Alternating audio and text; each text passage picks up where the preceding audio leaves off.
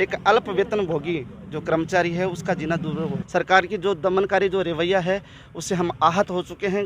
काम हम करते हैं और वाहवाही कोई और लूट रहा है। मुख्यमंत्री होश में आओ, होश में आओ, होश में आओ। ठेका प्रथा बंद करो, बंद करो, बंद करो। बैंक साथी दे रहा है 50,000 रुपए तक कमाने का शानदार मौका, और वो भी बिना किसी इन्वेस्टमेंट के। आज ही बैंक साथी ऐप डाउनलोड करें।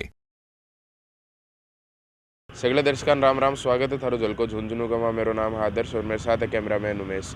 आज आप पूछे हैं जिला कलेक्ट्रेट के ऊपर अडेबीडी के अस्पताल का कुछ कर्मचारी ज्ञापन देने पूछे हैं, तो बहुत जानकारी ले से ज्ञापन मान क्यों देना पड़ रहा है और के बाकी जो मांग ही वही जितना लोग थे ज्ञापन देने आ रहे हो सब ऑपरेटरी हो गए, सभी हैं। विभिन्न जो योजना है जैसे अपने MNDY है, MNJY है, आरोग्य ऑनलाइन, IHMS है, ब्लड बैंक है, RT-PCR लैब है, और इन सभी चिरंजीवी योजना है, भामाशाह योजना है। इन योजना में कार्यरत जो कंप्यूटर ऑपरेटर हैं वो अपनी जायज़ मांगों को लेकर अपने यहाँ आज माननीय मुख्यमंत्री के नाम ज्ञापन देने के लिए यहाँ आए हैं। क्या मांगे थारी? तो जैसा आप जानते हैं इस महंगाई के दौर में एक अल्प वेतन भोगी जो कर्मचारी है उसका जीना दुर्भर हो। सबसे बड़ी बात है सर, महंगाई जब बढ़ती जा रही है, मानदेय इतना दिया जा रहा है जिसकी मतलब अपन कल्पना भी नहीं कर सकते, सोच भी नहीं सकते कि इतने में एक परिवार कैसे चलाया जा सकता है। 7,000 रुपये हम लोगों को मिलता है, वो भी कभी 3 महीने से, कभी 4 महीने से, कभी 6 महीने से।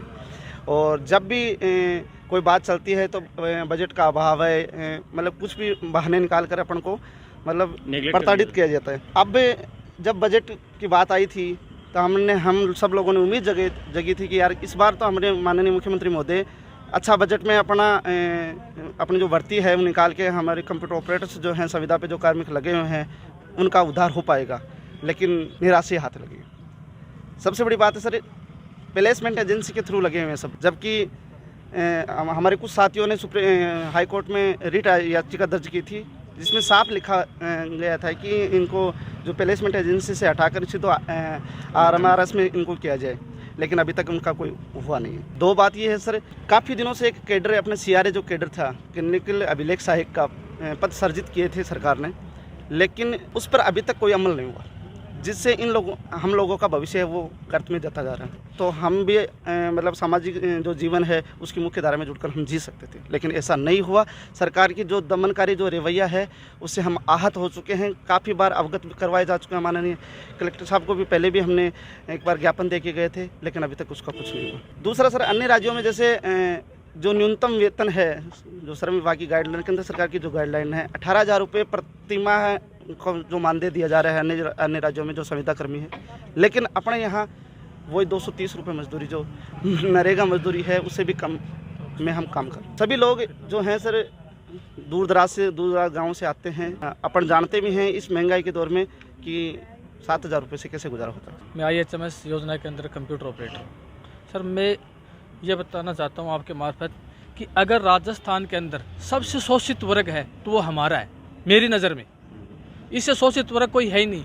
किसी को यानी कि काम भी करते हैं, काम करने के बाद में हमारे को जो मानदेय देना चाहिए वो दिया भी नहीं जाता है। दूसरी बात, हमारे को प्लेसमेंट एजेंसी के थ्रू रख रखा है।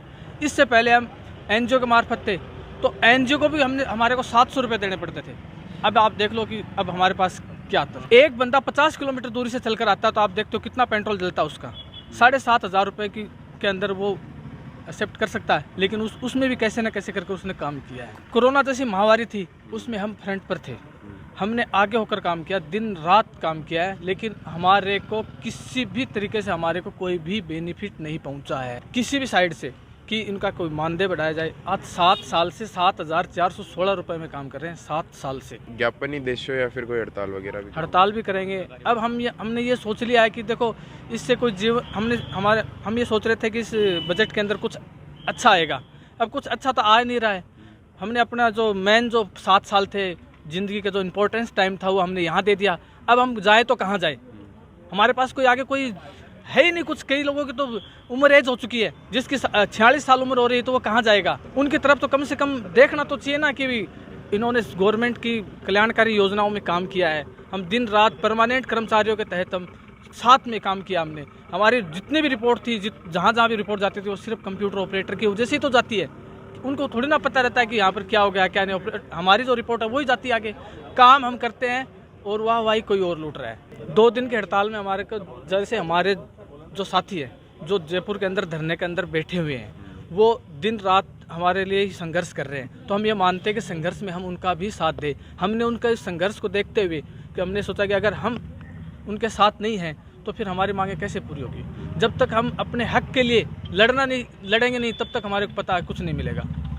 हमारे को मतलब मजबूरन ये रास्ता अपनाना पड़ा है। संगठन के आह्वान पर हम इसको जो 2 दिन का जो कार्य बहिष्कार है उसको आगे बढ़ा सकते हैं। जैसे हमारे साथी भाइयों का जो आदेश आएगा वहाँ से जयपुर से कि आगे की जो रणनीति को लेकर अभी तो हमने 2 दिन का ही कार्य बहिष्कार किया है। यदि हमारी इन जायज़ मांगों को नहीं मांगा जाता है तो हम इस कार्य बहिष्कार को अनिश्चित काल के लिए आगे बढ़ा देंगे। थान वीडियो की शौक लाग्यो नीचे कमेंट करके जरूर बताओ। झलको झुंझुनू देखता रहो, चैनल ने सब्सक्राइब करो, थारों को वीडियो नहीं छूटे के लिए कंजो बेल आइकन ने बिन दबाओ। जय हिंद, जय झुंझुनू।